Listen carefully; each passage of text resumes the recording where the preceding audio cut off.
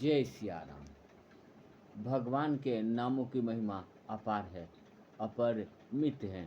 भगवान नाम महिमा ब्रह्मलीन परम श्री जय दयाल जी गोविंद का। भगवान के नाम की महिमा अपार है, अपरिमित है।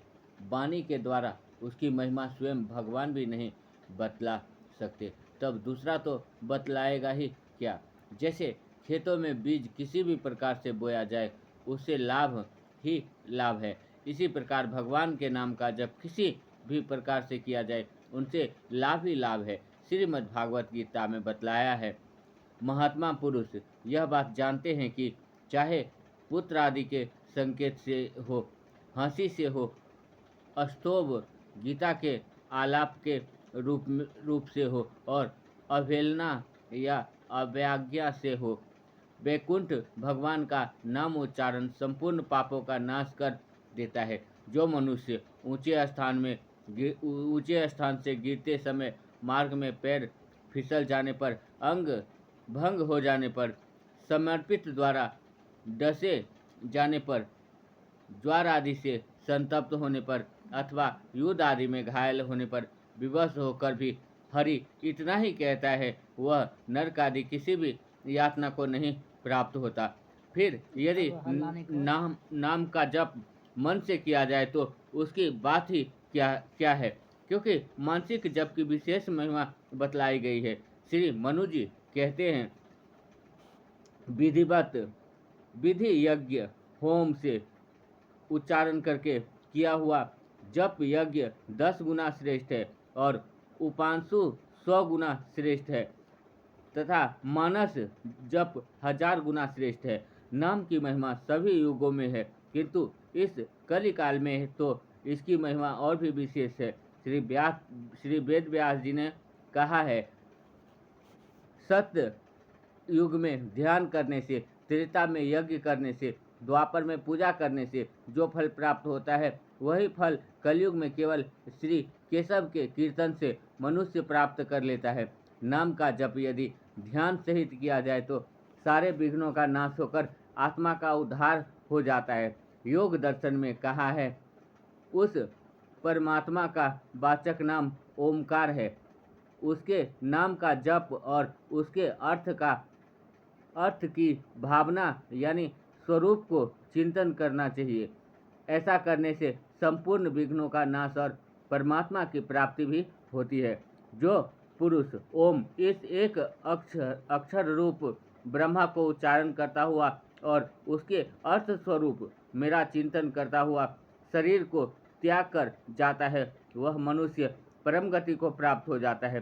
श्री भगवान के अनेक नाम हैं, उनमें से किसी भी नाम का जप किसी भी काल में किसी भी निमित्त से कैसे भी क्यों न किया जाए, वह परम कल्याण करने वाला है।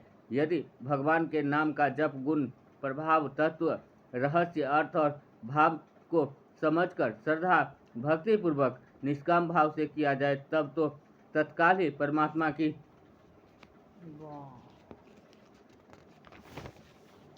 प्राप्ति हो जाती है, क्योंकि भगवान के भजन के प्रभाव से साधक को भगवान के स्वरूप का यथार्थ ज्ञान हो जाता है, जिससे भगवान की प्राप्ति होती है। भगवान ने गीता में कहा है, उन निरंतर मेरे ध्यान आदि में लगे हुए और प्रेम पूर्वक भजने वाले भक्तों की मैं वह तत्व ज्ञान रूप योग देता हूँ, जिससे वह मुझको ही प्राप्त होते हैं। श्री भगवान बाहर भीतर सब जगह व्यापक हैं, परिपूर्ण हैं, किंतु अज्ञान के कारण नहीं दिखते। वह अज्ञान भी भगवान के नाम जप के प्रभाव से नष्ट हो जाता है। श्री तुलसीदास जी ने कहा है, राम नाम मणि दीप धरु, अजेहि देहरी द्वार, तुलसी भीतर बाहरू, जो चाहसी उजियार। भगवान नाम जप के प्रभाव से सारे पापों का नाश होकर पाप भी परम गति को प्राप्त हो जाता है।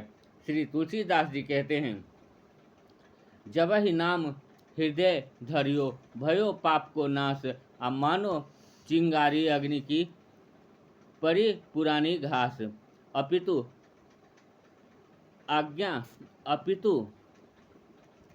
फिर धर्मात्मा की तो बात ही क्या है। द्रौपदी एवं गजेंद्र के जैसा प्रेम होने पर तो सकाम भजन से भी भगवान मिल सकते हैं, फिर निष्काम भजन से भगवान की प्राप्ति हो जाए, इसमें तो कहना ही क्या है। जो मनुष्य हर समय भगवान के नाम का स्मरण करता है, उसके तो भगवान अधीन ही हो जाते हैं। श्री गोस्वामी जी ने कहा है, सुमरि पवन सुत पवन पावन नामू अपने बस कर राखे रामू। यह स्मरण रखना चाहिए कि भगवान के सभी नाम समान हैं, चाहे जिस नाम का जप किया जाए, सभी कल्याण करने वाले हैं। जैसे पानी, जल, नीर, अपु, वाटर आदि जल के ही विभिन्न नाम हैं और उन सबका एक ही अर्थ है। इसी प्रकार भगवान के ओम, हरि, वासुदेव, राम, कृष्ण, गोविंद, नारायण, शिव, महादेव आदि सभी नामों का एक ही अर्थ है। अतः किसी भी नाम का जप करने पर भागवत प्राप्ति हो सकती है। संसार में भगवान नाम जप के समान कोई भी साधन नहीं है। ज्ञान, ध्यान, जप, तप, योग आदि सभी साधन नाम जप की अपेक्षा कठिन है। अतः इन सब बातों को सोचकर मनुष्यों को नित्य निरंतर भगवान के नाम का जप और कीर्तन करना चाहिए। भगवान स्वयं गीता में कहते हैं, इसलिए तू सुख रहित और क्षण भंगुर इस मनुष्य शरीर को प्राप्त होकर निरंतर मेरा ही भजन कर। वस्तुत संसार में भगवान के समान कोई भी पदार्थ नहीं है, क्योंकि संपूर्ण ब्रह्मांड भगवान के एक अंश में है। जो इस तत्व को जान लेता है, वह एक क्षण भी भगवान को नहीं भूल सकता। भगवान ने गीता में कहा है, हे भारत, जो ज्ञानी पुरुष मुझको इस प्रकार तत्व से पुरुषोत्तम जानता है, वह सर्वज्ञ पुरुष सब प्रकार से